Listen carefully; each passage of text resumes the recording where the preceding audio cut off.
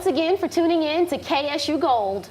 This show is being brought to you by Kentucky State University's College of Agriculture, Food Science, and Sustainable Systems in partnership with the Frankfort Kiwanis Club. My name is Lindsay McGaha. I'm a media manager at Kentucky State University, and I'm your host. And on today's show, we are going to be talking a little bit about the 20th anniversary of Third Thursday. Today, I've got the think tank behind this program, Dr. Marion Simon, here with me here at the Harold R. Benson Research and Demonstration Farm. Welcome to the show. Thank you. So, we're celebrating the 20th anniversary of Third Thursday Thing. What made you create this program 20 years ago, and why did you think it was so important and needed here in Kentucky? Well, because people were making mistakes.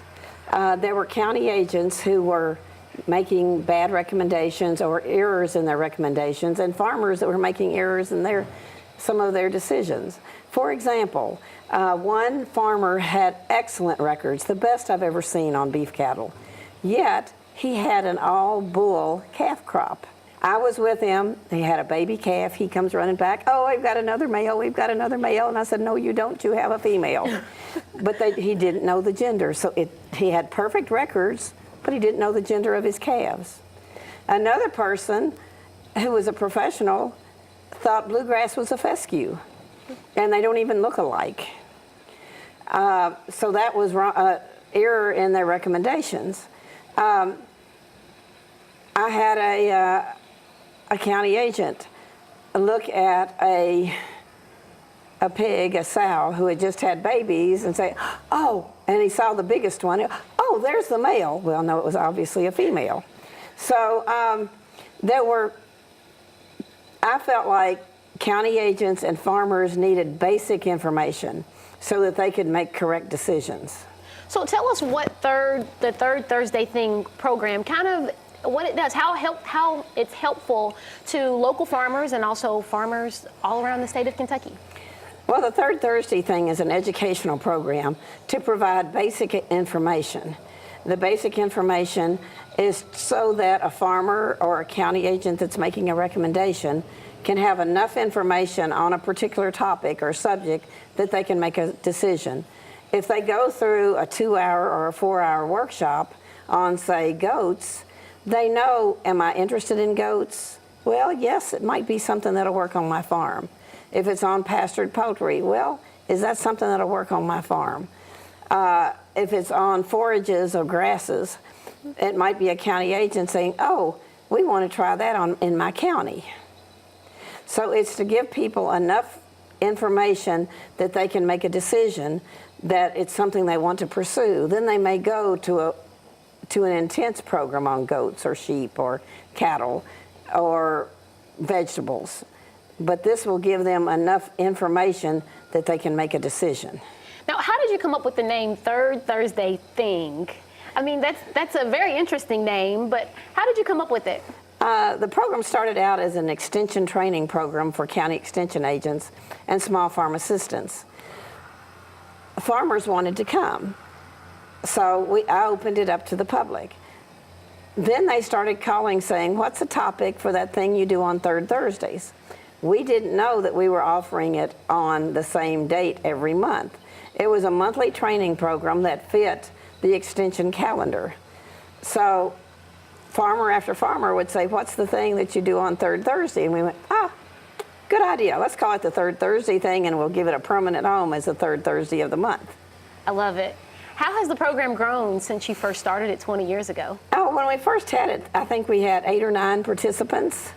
We're expecting at the Third Thursday anniversary around 600 people or more, so it's quite a bit bigger. We average, we have a few light days, but we will average around 100 people throughout the course of the year to come to Third Thursdays. There may be as few as 50, there may be as many as 150, depending on the topic.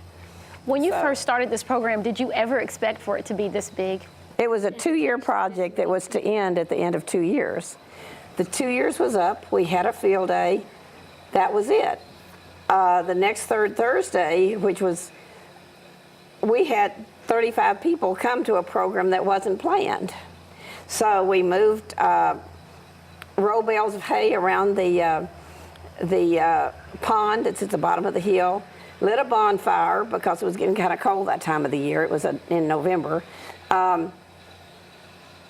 With us being in here in Frankfort, we called some people from state government, and we had a forum on food safety. And all of it was put together in like 10 minutes because we had all these people coming to a program that had ended. So all of a sudden it was like, well, I guess we have a program. How has the Harold R. Benson Research and Demonstration Farm, been an asset to the Third Thursday program? Actually, part of the reason for developing the Third Thursday thing was that the Harold R. Benson Farm was relatively new, relatively unknown by people across the state. So the part of the Third Thursday was for people, be they extension professionals, researchers, and farmers, to learn about the Harold R. Benson Farm.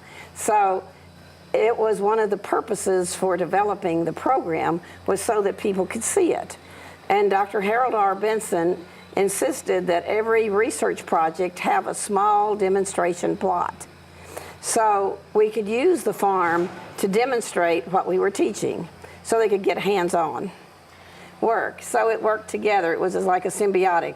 We helped give the farm notoriety, and the farm helped us give a place to do the demonstrations. So it's been 20 years since this program has been running. What do you hope to see in the next 20 years? I would like to see it continue. I think it will continue to benefit beginning farmers, beginning agents, farmers that a lot of times are retiring from a job in the city and need to have some information. They retired, they bought a small farm.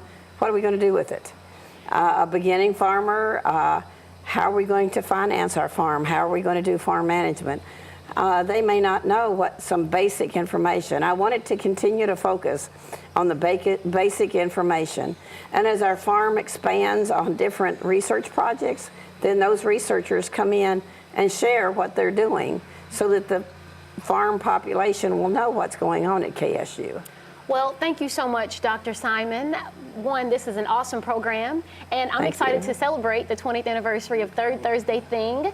Listen, you all stay tuned. When we come back, we've got a big surprise for you all. We are going to go to the 20th anniversary of Third Thursday Thing, so you all will get an opportunity to meet many of the farmers and also a number of administrators that are carrying this program into fruition.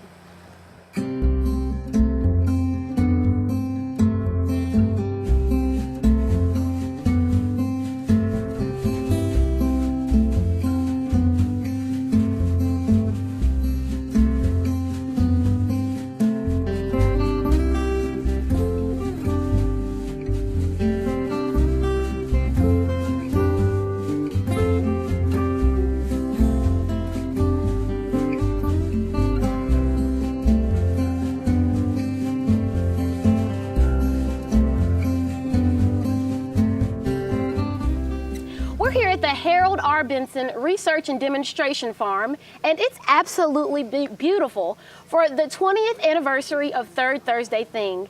And today we have Dr. Kirk Pomper and Joni Nelson here with us today. Welcome to the show. Good morning. How are you doing? I'm doing great. Super excited about this celebration. Tell us about what some of our participants can expect to see today. Well, you know, Third Thursday is a great tradition that was started 20 years ago here at the KSU Research Farm. And Marion Simon, Louis Rivers, and Max Stone were all involved in its initiation. And it's a place where we can get stakeholders together along with the folks who are experts in the area, and so they can learn about how to grow crops, nutrition, finances, you name it. So it's a great place for folks to interface and to learn more about the various areas that they're interested in. Now, we have farmers that are coming from all over the state of Kentucky, and also other experts that are coming from Kentucky, all over Kentucky, and there's 62 workshops. Tell us about some of those workshops and what the participants can take away from it. Well, some of the workshops that we have here, they involve organic crops, blackberries, pawpaws, goats, so a whole range of things that folks are interested in trying to produce. And we often are trying to focus on limited resource farmers and smaller farmers on what we can do for them, what they can do with that information. So everything from honeybees to nutrition to how to grow various crops, it's all going to be covered today. Including pawpaw. Yes. Now you're King Pawpaw, and I know that you work with Sherry Crabtree, who will also be doing a workshop here. Yes. What are some new discoveries in pawpaw that farmers will be able to learn about? Well, pawpaw is a unique native fruit. It has kind of a mango, banana, pineapple flavor, and so we've been working with it for a number of years. And folks are very interested in it for fresh market sales, but also for processing right now. It makes a really interesting flavoring in ice cream and other products. And so right now we're mainly working on processing, production, but also plant breeding. And so we've actually released a number of different pawpaw varieties. And this last year, we released KSU Benson, which was named after our long-serving land-grant director, Harold R. Benson. He was here for 35 years, and it's big shoes to fill, which I'm trying to fill now. But it's great to be able to recognize his contributions toward pawpaw and all of land-grant, and also have a great pawpaw named after him. Now, Joni, you work with a lot of small farmers around the state of Kentucky doing the Small Farm Grant Program. Tell us what that program is. So the Small Scale Farm Grant Program is a program where farmers can get up to $5,000 for special use equipment, value-added processing, aquaculture, if anybody wants to do aquaponics or anything, or organic also. We try to help those small limited resource farmers throughout the state. We actually serve 120 counties, so anyone out there who has a small farm can actually apply for the Small Scale Farm Grant. We also have an education grant that you can apply for. It's up to $500 that you can apply for, and you can go to workshops, online webinars. You can even buy printed materials, books, and such like that with it as well. Now, how is the program funded? The program is funded by a grant that we receive from the Kentucky Agriculture Development Fund, which is part of the Big Tobacco Settlement Fund. All right, and we typically work with a certain, sector of people, that will be called minority farmers. Explain what that means to us, or those that typically would apply for the program. Well, the program was developed to try to help those small limited resource farmers, minority farmers, who couldn't actually have access to some of the other tobacco settlement funds and some of the other grant programs. It also can be used as a stepping stone in order for them to be able to grow their business so that they can get some of those larger grants. Now, why is this program so beneficial for minority farmers and small farmers around Kentucky? Well, it's unlike most of your programs where most programs are a 50-50 cost share. The Small Scale Farm Grant is one that you actually apply for, and we award you the money.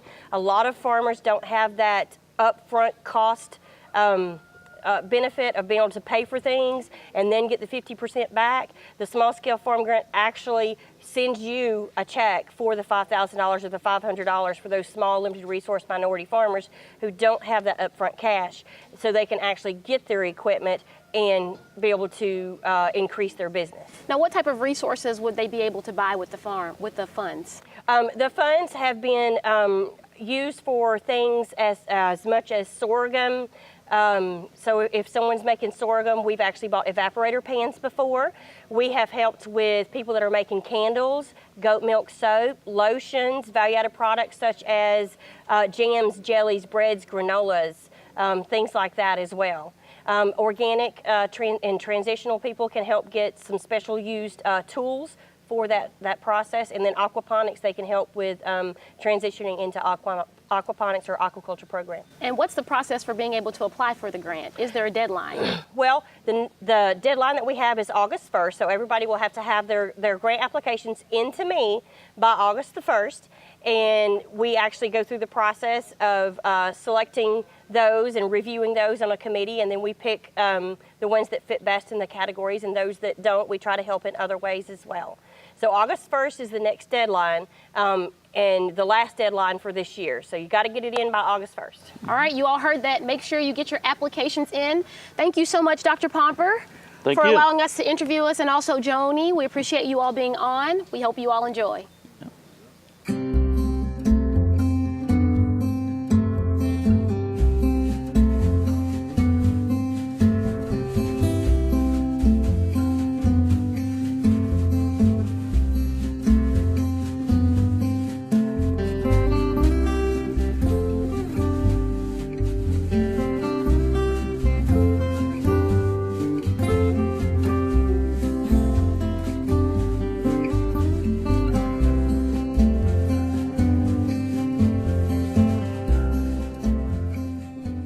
My name is Candace Pollock Moore. I'm the Public Relations Coordinator for the Southern Region SARE program. SARE stands for Sustainable Agriculture Research and Education.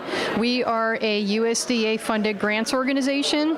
Our main goal is to provide funding opportunities for a variety of different agricultural audiences, including farmers and extension agents and university researchers, to do work in sustainable agriculture.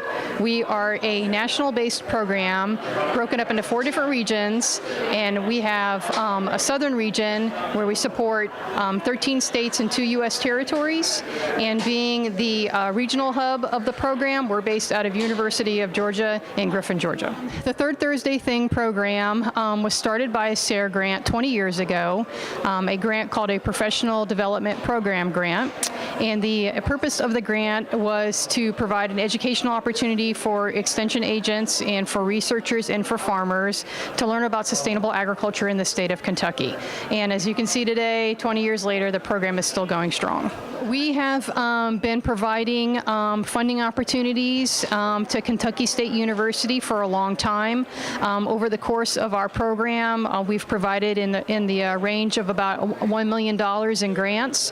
One of the most recent grants that we have awarded to Kentucky State University is Kirk Pomper's work on pawpaws, specifically pawpaw varieties and grafting, and we've been supporting his research for a couple of years now.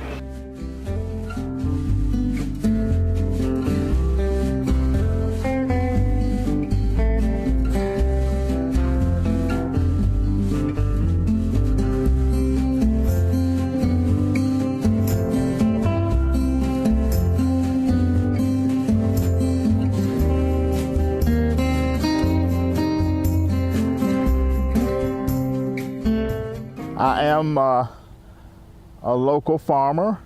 My small farm is in Fayette County, and I'm very happy to say that I was raised on a farm, and I'm also very happy to say that I attended Kentucky State University, and I also taught here for a while.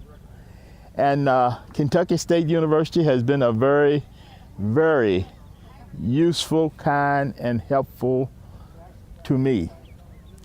In addition to the wonderful education I acquired here at Kentucky State University, teaching me my reading and writing and arithmetic, I was able to learn lots of good things from the university. In addition to my education at the university, they taught me just a good way of life. I was raised on a farm, I enjoy farming, and when you look at it all, everything comes from the land. So they taught me an appreciation for the land and what it does for us and what it is still doing for us.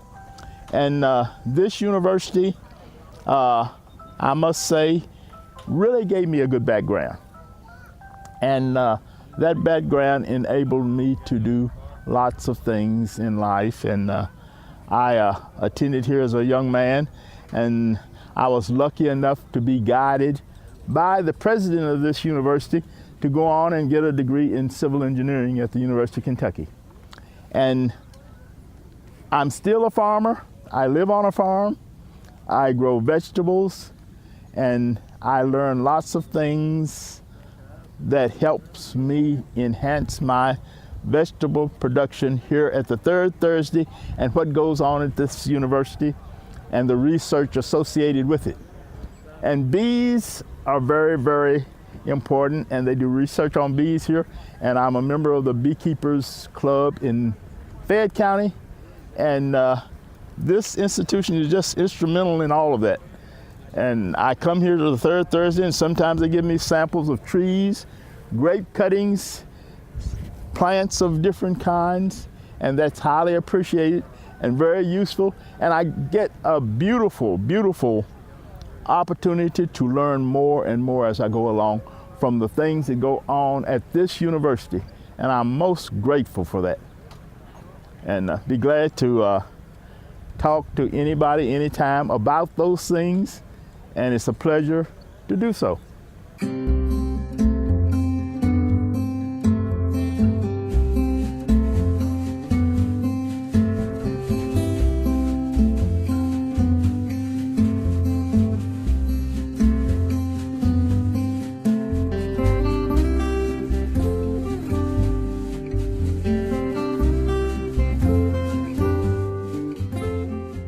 So thanks for having us out at Kentucky State University's 20th annual Third Thursday thing. This is a tremendous opportunity, especially for small farmers like me and others engaged in agriculture in the community, to come out and not only see some of the latest and greatest technology, small ruminant, aquaculture, and all those great things, but also to network with other folks around the state. So there are folks actually from all around Kentucky, but other states as well, that come to these things. And so when I first heard of Third Thursday and saw the agenda, I thought, well, that's kind of a cool thing. But 12 or 15 years ago, I started coming to these and have developed a base of relationships over the years that helps me in everything I do. I might also add that I got to start at Kentucky State University even before Third Thursday thing came along. I graduated from here in 1985 with a degree in marketing, and there's 15 members of my family have been through Kentucky State, up to and including a great niece that's studying nursing here even as we speak. So I'm involved in agriculture, and I have one foot involved in production agriculture, and I help other farmers market their products. And the reason I can do that is I have a degree in marketing from Kentucky State University. So I have the best of both worlds. I've worked in the corporate world, I've worked on the farm, and I still do both today. Helping other farmers market their products. We're excited about a new product we have based on some work we've done with Kentucky State University and my ag background and my marketing background. Last year, the State Cattlemen's Association said, let's get local beef at the state fair. And I'm a big proponent of local foods, right? We had some here today, as a matter of fact. So we developed something we call a hemp dog. Take hemp hearts and hemp oil, and as everybody knows, or should know, Kentucky State University is highly involved in the burgeoning hemp deal right here in Kentucky, right? And we took local beef and added those two together and came up with this really good tasting product that benefits small farmers, small business people, and especially benefits consumers when they start eating those. And we were able to, out of that deal, the mayor of Louisville said, why don't you invent a healthier version of a hot dog? So we worked a little bit with some nutritionists here at Kentucky State University and some others, and we designed this hot dog to go in public school lunch program.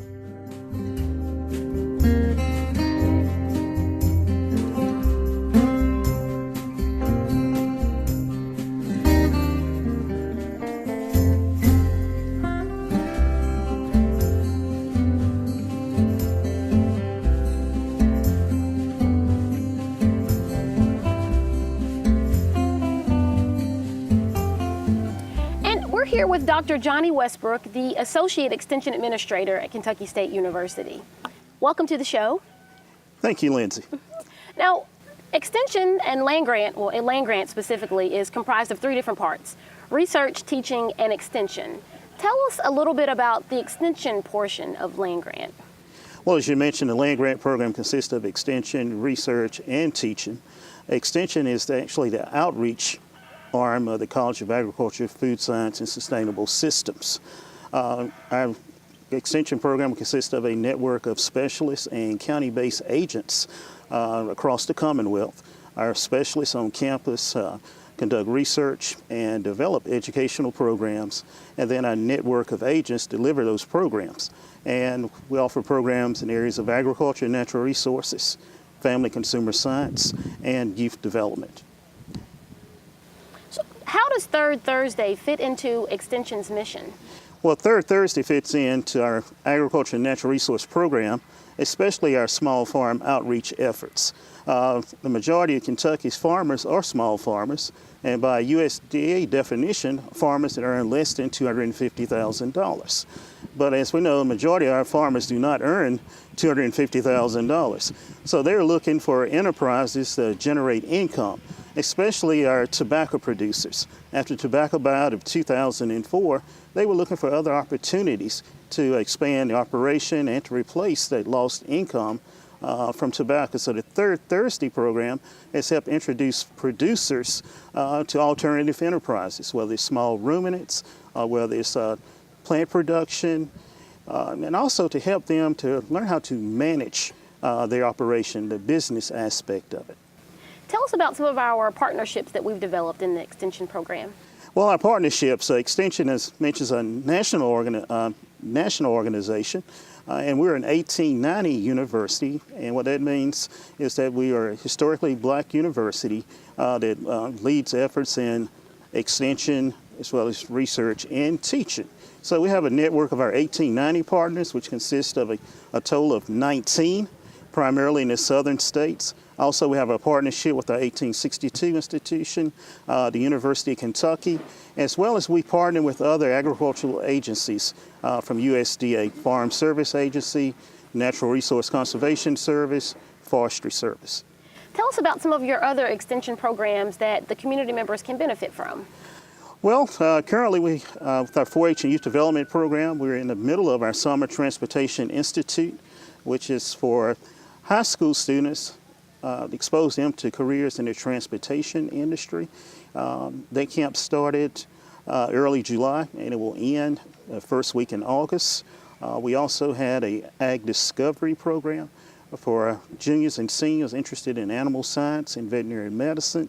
We had our Research Apprenticeship Program, Summer Apprenticeship Program, which gave high school students the opportunity to work with researchers and professors at Kentucky State, and our PACES camp, which deals with environmental science and water quality. And the wonderful thing about those programs is that it didn't just work with students that are in Franklin County and in Kentucky, but it also worked with students that are in surrounding states. In surrounding states as well.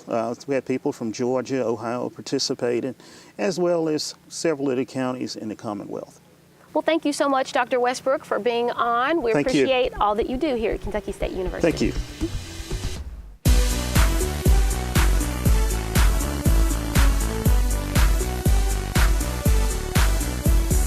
Please remember to check out the show every Monday at 8 o'clock p.m. Until next time.